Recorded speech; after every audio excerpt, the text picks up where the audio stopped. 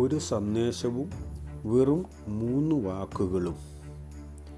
ആരായിരിക്കും ആ സന്ദേശം അയച്ചത്? അത് ആരെ ഉദ്ദേശിച്ചായിരുന്നു?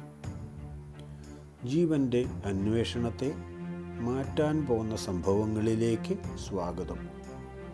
നമുക്ക് കേട്ടാലോ കൊലയാളിയുടെ 91-ാം ഭാഗം. ഒന്നും മനസ്സിലാകാതെ ജീവൻ തൻ്റെ നെറ്റിയിലൂടെ വിരലോടിച്ചുകൊണ്ട് വാഹനത്തിൽ ചാരി അല്പസമയം അങ്ങനെ തന്നെ നിന്നുപോയി. ഇതിപ്പോൾ ഏത് ഗെയിമിൻ്റെ കാര്യമായിരിക്കും ഇവർ പറഞ്ഞിരിക്കുന്നത്?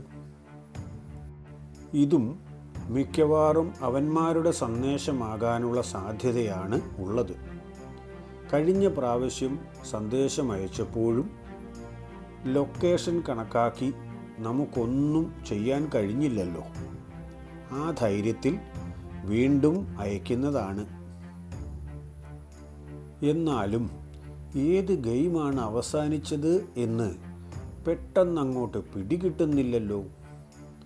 താൻ ഒരു ഗെയിമും ആരുടെ കൂടെയും കളിക്കുന്നില്ല. പിന്നെ എന്തിന് തന്നെ ഇങ്ങനെ അറിയിക്കണം?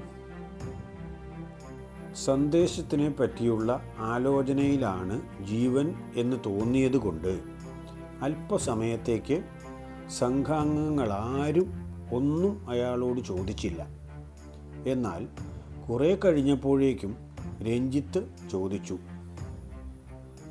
എന്താണ് സാർ, കുറേ സമയമായി കാര്യമായ ആലോചനയിലാണല്ലോ. ഞാൻ കൂടി അറിയാവുന്ന കാര്യം വല്ലതുമാണോ? ആണെങ്കിൽ ചുമ്മാ പറഞ്ഞോന്നേ, ഞാനും ആലോചിക്കാൻ കൂടാ. ഇതിപ്പോൾ അവരറിയാവുന്ന കാര്യമാണെന്ന് മാത്രമല്ല, കാര്യത്തിൽ എന്തെങ്കിലും ഒരു തീരുമാനം ഉണ്ടാകണമെങ്കിൽ അവർ ആരെങ്കിലും അറിയുകയും വേണ്ടിവരും. ഇത്ര നേരം താൻ നോക്കിയിട്ടും രക്ഷയൊന്നുമില്ലല്ലോ. തനിക്ക് ആ ഒരു കാര്യത്തിൽ കാര്യമായ അറിവും കഴിവും കുറവാണ്. വിവരം എല്ലാവരോടും പറയുന്നത് തന്നെയാണ് നല്ലത്. എല്ലാ തലച്ചോറുകളും കൂടി ഒരുമിച്ച് പ്രവർത്തിക്കുമ്പോൾ പരിഹാരമുണ്ടാകുന്നതാണല്ലോ ഇതുവരെയുമുള്ള അനുഭവം. നിങ്ങൾ അറിയാൻ പാടില്ലാത്ത കാര്യമൊന്നുമല്ല. ഇതിൽ ഇപ്പോൾ ഒരു സന്ദേശം വന്നു. എനിക്ക് അതിൻ്റെ അർത്ഥം പിടികിട്ടി, പക്ഷേ ഉദ്ദേശം പിടികിട്ടുന്നില്ല. ആകെ ഇത്ര മാത്രമേ അതിലുള്ളൂ: ഗെയിം ഈസ് ഓവർ. ഞാൻ ആരോടുമൊപ്പം ഗെയിം കളിക്കുന്നില്ല. എനിക്കറിയാവുന്ന ആരും ഏതെങ്കിലും ഗെയിം കളിക്കുന്നതായി അറിയുകയുമില്ല. ഇത് സ്ട്രെയിറ്റ് ഫോർവേഡായി ചിന്തിച്ചിട്ട് കാര്യമില്ലല്ലോ. അവൻ മറ്റെന്തെങ്കിലും ഉദ്ദേശിച്ചായിരിക്കും ഇത് അയച്ചത്. അത്രയും കേട്ട് കഴിയുന്നതിന് മുൻപ് തന്നെ രഞ്ജിത്ത് പറഞ്ഞു, സാറേ, സോണിയുടെ കാര്യം കൂടി അവൻ തീർത്ത് കാണും. അത് നേരിട്ട് പറയുന്നതിന് പകരം ഇങ്ങനെ പറഞ്ഞതായിരിക്കും. അവൻ കളിച്ച ചോര വീഴ്ത്തുന്ന കളിയാണ് ആ ഗെയിം. ഇനി അവന് പ്രത്യേകിച്ചൊന്നും ചെയ്യാനില്ല എന്നും അവൻ ഉദ്ദേശിച്ച കാര്യങ്ങളെല്ലാം കംപ്ലീറ്റ് ആയി എന്നുമാണ് എനിക്ക് അതിൽ നിന്ന് മനസ്സിലാകുന്നത്. മഹേന്ദ്രനും ജോസ് മാത്യുവിനും അതേ അഭിപ്രായം തന്നെ ആയിരുന്നു. അതങ്ങനെ തന്നെ ആയിരിക്കും. താൻ ആ വഴിക്ക് ചിന്തിച്ചില്ല എന്ന് മാത്രം. അങ്ങനെയാണെങ്കിൽ ഉടൻ തന്നെ നേരത്തെ വന്നതുപോലെ ഒരു ലൊക്കേഷൻ കൂടി വരും. അത് കിട്ടിക്കഴിഞ്ഞാൽ നമുക്ക് അവിടെയും പോകാം. അവൻ്റെയും മൃതദേഹം എടുത്തുകൊണ്ടുവരാം. ഇതൊരു മാതിരി ഇടപാടായിപ്പോയി. കൊല്ലാൻ ഒരുത്തൻ, ബാക്കി നോക്കാൻ നമ്മളും. എന്തൊരു ഗതികേടാണെന്ന് നോക്ക്. ശരി തന്നെയാണ്. ഓരോരുത്തൻ സ്വതന്ത്രമായി എന്നതുപോലെ കുറ്റകൃത്യങ്ങൾ ചെയ്യുന്നു. അതിൻ്റെ ബാക്കി കാര്യങ്ങൾ ചെയ്യാൻ വേണ്ടി നമ്മൾ പിന്നാലെ നടക്കുന്നു. അത് പിന്നാലെ നടക്കുന്നവരുടെ ഗതികേട് തന്നെയല്ലേ? കുറ്റകൃത്യം തടയാൻ നമുക്ക് കഴിഞ്ഞില്ലല്ലോ. അതായിരുന്നില്ലേ നമുക്ക് കഴിയേണ്ടത്? കഴിഞ്ഞതിനെ ഓർത്ത് ദുഃഖിച്ചിട്ട് കാര്യമില്ല. ഇനി സന്ദേശം എന്തെങ്കിലും വരുമോ എന്ന് നോക്കാം. ലൊക്കേഷൻ അയച്ചു കിട്ടിയാൽ തീർച്ചയായും നമുക്ക് ആ കാര്യവും കൂടി നോക്കാം. അതിനുശേഷം കോയമ്പത്തൂർക്ക് പോകുന്നെങ്കിൽ പോകാം. അതല്ല എങ്കിൽ അവിടെയുള്ള ആരെയെങ്കിലും കൊണ്ട് അന്വേഷണം നടത്തിക്കാം. നമുക്ക് ഉമ്മച്ചൻ്റെ വീട് വരെ ഒന്ന് പോകണ്ടേ?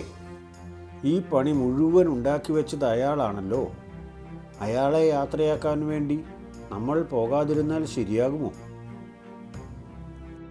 നേരെ ചൊവ്വേ സമ്പാദിക്കുന്നതിനു പകരം സകലമാന വേണ്ടാധീനങ്ങളും കാട്ടിക്കൂട്ടും. എന്നിട്ട് പിടിക്കപ്പെടാതിരിക്കാൻ വേണ്ട കാര്യങ്ങളും ചെയ്യും.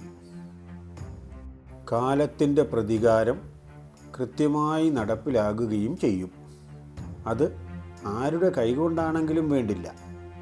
കാലത്തെ മറികടക്കാൻ കഴിയില്ല എന്നതിന് തെളിവല്ലേ ഈ കാണുന്നതൊക്കെ. അവിടെ ചിലപ്പോൾ അശ്വിൻ വരാൻ സാധ്യതയുണ്ട്. അങ്ങനെയാണെങ്കിൽ നമുക്ക് അവിടെ നിന്നും എന്തെങ്കിലും കാര്യമായി കിട്ടാതിരിക്കില്ല. അശ്വിനെ ചിലപ്പോൾ പൊക്കേണ്ടി വരും. നമ്മുടെ കോയമ്പത്തൂർ വിവരങ്ങൾ കിട്ടാനുള്ള ഏറ്റവും നല്ല വഴി അവനാണ്. അവനെയും നമ്മൾ സംശയത്തിൻ്റെ പരിധിയിലാണല്ലോ ഇപ്പോൾ നിർത്തിയിരിക്കുന്നത്.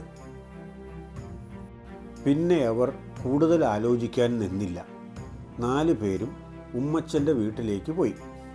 അവിടം പൂഴി വീണാൽ താഴെ വീഴില്ലാത്തതുപോലെ ആളുകളുണ്ടായിരുന്നു. നാട്ടുകാരും രാഷ്ട്രീയക്കാരും അങ്ങനെ വിവിധ തുറകളിലുള്ള ആളുകൾ പലരും അവിടേക്ക് എത്തിയിട്ടുണ്ട്. പ്രധാന വ്യക്തിയല്ലേ പോയത്. പോസ്റ്റ്മോർട്ടത്തിന് ശേഷം മൃതദേഹം വീട്ടിലേക്ക് എത്തിയിട്ടില്ല. അതിനു മുൻപ് തന്നെ ഇതാണ് ജനസാഗരം. അപ്പോൾ അന്നേരത്തേക്കും നിയന്ത്രണത്തിന് കൂടുതൽ പോലീസ് വേണ്ടി വരും. ലോക്കൽ സ്റ്റേഷനിൽ നിന്നുള്ള 2 പേർ തൽക്കാലം അവിടെ ഡ്യൂട്ടിയിലുണ്ട്. അത് തൽക്കാലത്തേക്കുള്ള തയ്യാറെടുപ്പ് മാത്രമായിരിക്കും. അത് മതിയാകാൻ സാധ്യതയില്ല എന്ന് തോന്നിയതുകൊണ്ട് ജീവൻ തന്നെ കൂടുതൽ ആളുകൾക്ക് വേണ്ടിയുള്ള നിർദ്ദേശം ലോക്കൽ സ്റ്റേഷനിൽ അറിയിച്ചു. സംഘ അംഗങ്ങളോട് ജീവൻ പ്രത്യേകം ഒരു കാര്യം പറഞ്ഞ് ഏൽപ്പിച്ചിരുന്നു. അശ്വിൻ്റെ പടം ഇന്നലെ നമ്മൾ വീട്ടിൽ ചെന്നപ്പോൾ പകർത്തിയത് എൻ്റെ ഫോണിലുണ്ട്. നിങ്ങൾക്കെല്ലാം ഉടനെ ഞാനത് അയച്ചേക്കാം. അവൻ വരാതിരിക്കില്ല. അവൻ വന്നിട്ടുണ്ടെങ്കിൽ നമ്മളിൽ ആരെങ്കിലും ഒരാൾ അവൻ്റെ ഒപ്പം തന്നെ ഉണ്ടാകണം. ഒരു കാരണവശാലും അവൻ ഇവിടെ നിന്നും നമ്മളറിയാതെ പോകാൻ പാടില്ല. പല വഴികളിലൂടെയും നടന്ന് അവിടെയുള്ള ആളുകളെ എല്ലാവരുടെയും മുഖങ്ങൾ കൃത്യമായി അവർ നോക്കി. കൂട്ടത്തിൽ അശ്വിനെ കണ്ടില്ല. മോളമ്മ അകത്തു തന്നെയുണ്ട്. കരഞ്ഞു തളർന്നു കിടക്കുന്ന ഉമ്മച്ചൻ്റെ ഭാര്യയെ ആശ്വസിപ്പിച്ചുകൊണ്ട് അവരോടൊപ്പം തന്നെ ഉണ്ട്. അശ്വിനും അവിടെ എവിടെയെങ്കിലും കാണേണ്ടതാണ്. പക്ഷേ എവിടെ നോക്കിയിട്ടും അവനെ കണ്ടില്ല. ഇനി അവൻ വന്നില്ല എന്ന് വരുമോ? മോളമ്മയോടാണെങ്കിലും ഒന്നും ചോദിക്കാൻ കഴിയുന്ന സാഹചര്യവുമല്ല. വെറുതെ നാട്ടുകാരനൊരാളോട് പരിചയമുണ്ടാക്കി ജോസ് മാത്യു ചോദിച്ചു, ഈ മരണപ്പെട്ടയാളിന് മക്കളൊന്നുമില്ലേ? അയാളുടെ മക്കൾ വന്നിട്ടുള്ളതായി കാണുന്നില്ലല്ലോ. ഞാനാണെങ്കിൽ അയാളെ മാത്രമേ അറിയൂ. അതാ ചോദിച്ചത്. അതല്ലേ രസം. അവൻ്റെ മകനെയും കാണുന്നില്ല പോലും. ഇന്നിപ്പോൾ വിവരങ്ങൾ എല്ലായിടത്തും അറിയില്ലേ? അറിഞ്ഞ് ചിലപ്പോൾ മകനും വരുമായിരിക്കും. വലിയ വലിയ ആളുകളുടെ ഒക്കെ കാര്യം അങ്ങനെയൊക്കെയാണ്. മക്കളൊക്കെ അവരുടെ സമ്പാദ്യത്തിനായി ഓടി നടക്കുകയായിരിക്കും. അതിപ്പോൾ അവർക്ക് അറിയാവുന്ന കാര്യമാണല്ലോ. അവൻ തീർന്നു കാണും എന്ന് ഇയാളോട് പറയാൻ പറ്റുമോ? അങ്ങനെ വന്നാൽ ഈ വേഷം കെട്ടലിൻ്റെ കാര്യം നടക്കില്ലല്ലോ. ഇയാൾക്കൊരു സഹോദരനുണ്ടായിരുന്നില്ലേ? ആരോ പറയുന്നത് കേട്ടിട്ടുണ്ടല്ലോ അങ്ങനെ ഒരാളുള്ളതായി. അയാളെ ഇവിടെ കണ്ടിരുന്നു. നിങ്ങൾ ഈ നാട്ടുകാരനല്ല അല്ലേ? ഇയാളുടെ സഹോദരൻ കുറച്ചു നാൾ മുമ്പ് ആരുടെയോ കത്തിക്കിരയായതാണ്. ആരാണ് കൊന്നത് എന്നുപോലും ഇതുവരെയും പിടികിട്ടിയിട്ടില്ല എന്നാണ് എനിക്ക് തോന്നുന്നത്. അന്വേഷണം നടക്കുന്നുണ്ടോ ആവോ. അയാൾക്ക് മക്കളൊന്നുമില്ലേ? അങ്ങനെയെങ്കിൽ ആ പിള്ളേരും വരേണ്ടതല്ലേ? അവരെയും ഇവിടെ കാണേണ്ടതല്ലേ? അയാളുടെ മകൻ ഒരു ചെറുക്കൻ ഉണ്ടായിരുന്നു. കോയമ്പത്തൂരിൽ ജോലിയാണെന്ന് പറയുന്ന കേൾക്കുന്നു. കണ്ടിട്ട് കുറേ നാളായി. പുള്ളിക്കാരൻ ഈ കൂട്ടത്തിലൊന്നുമില്ല. ഒന്നുകൂടി എല്ലായിടത്തും നോക്കി.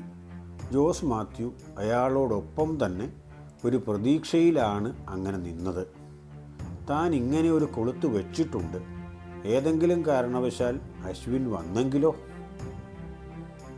വന്നാൽ ആ ശുദ്ധഹൃദയൻ വിളിച്ച് തന്നെ കാണിക്കാൻ സാധ്യതയുണ്ടെന്നായിരുന്നു ജോസിൻ്റെ കണക്കുകൂട്ടൽ.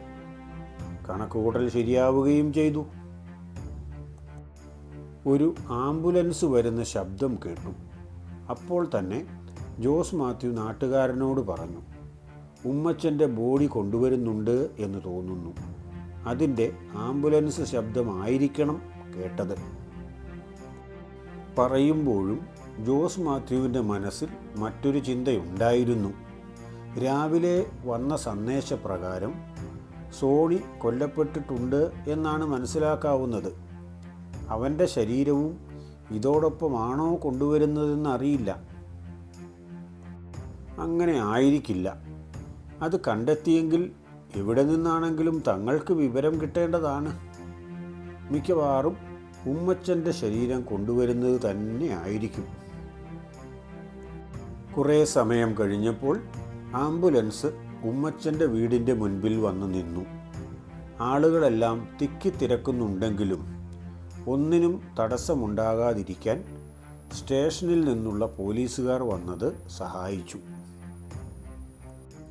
അതിൻ്റെ പിന്നാലെ വരുന്ന ഒരു ചെറുപ്പക്കാരനെ ജോസ് മാത്യു ശ്രദ്ധിച്ചു. അപ്പോൾ ആ നാട്ടുകാരൻ പറയുന്നത് കേട്ടു. നിങ്ങളല്ലേ കുറച്ചു മുമ്പ് ഉമ്മച്ചൻ്റെ ചേട്ടൻ്റെ മകൻ്റെ കാര്യം ചോദിച്ചത്? അവനല്ലേ ഇറങ്ങി വരുന്നത്? അശ്വിൻ വളരെ കാര്യമായി എല്ലാ കാര്യങ്ങളിലും സഹകരിച്ചുകൊണ്ട് എല്ലാത്തിനും മുന്നിൽ തന്നെ നിൽക്കുന്നുണ്ടായിരുന്നു. അവൻ പെട്ടെന്ന് പോകില്ല എന്നാണ് എല്ലാവരുടെയും കണക്കുകൂട്ടലുണ്ടായിരുന്നത്. അങ്ങനെയാണല്ലോ വേണ്ടതും. പക്ഷേ ആ കണക്കുകൂട്ടൽ പിഴച്ചു എന്നാണ് തോന്നുന്നത്. അവൻ അപകടം മണത്ത് കാണുമോ? മുങ്ങിയതായിരിക്കുമോ? അശ്വിൻ്റെ വരവ് ഒരു പുതിയ സംശയത്തിൻ്റെ തുടക്കമാണോ? അല്ലെങ്കിൽ കൊലയാളിക്ക് ഇനിയും ഇരകൾ ബാക്കിയാണോ? അതിൻ്റെ ഉത്തരം അടുത്ത ഭാഗത്തിൽ നമുക്കറിയാം. കഥ ഇഷ്ടമായെങ്കിൽ ലൈക്ക് ചെയ്യാനും ചാനൽ സബ്സ്ക്രൈബ് ചെയ്യാനും മറക്കല്ലേ.